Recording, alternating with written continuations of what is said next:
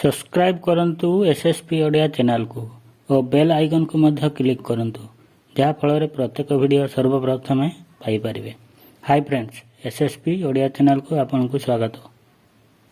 भोजन करिवा परे चलाबुला करिवा ठीक ना भूल? आपण निश्चित भावरे अनेक जगार शुणिथिबे और पढ़िथिबे खाद्य खाइबा परे चलिबा उचित। यह द्वारा खाद्य सहजरे हजम होइथाय। यह सह खाद्य खाइबा परे चलिले मध्य भल निद हेबारे साहाय्य करे। एपरी परिस्थिति रे अनेक लोक भावन्ति जे खाद्य खाइबा परे बुलिबा द्वारा खाद्य प्रकृत रे खाद्य कौन शीघ्र हजम हुए? उत्तर हेउची खाद्य खाइबा परे चलिबा द्वारा केवल खाद्य हजम करे नहीं, बरं पेटर चर्बी मध्य यह द्वारा बढ़े नहीं।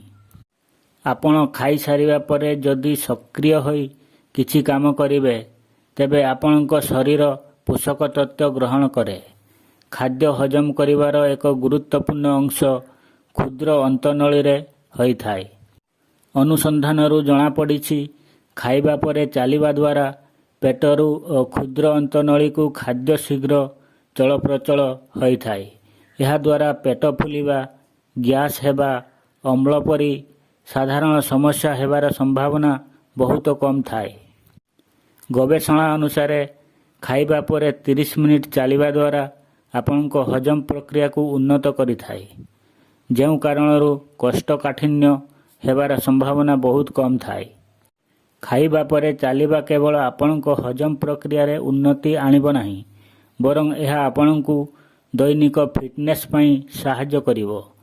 जे कौनसी प्रकार शारीरिक व्यायाम शरीर रे एंडोर्फिन बा फील गुड हार्मोन सृष्टि करिथाय, जहाँ आम शरीर को आराम देबारे सहाय्य करिथाय।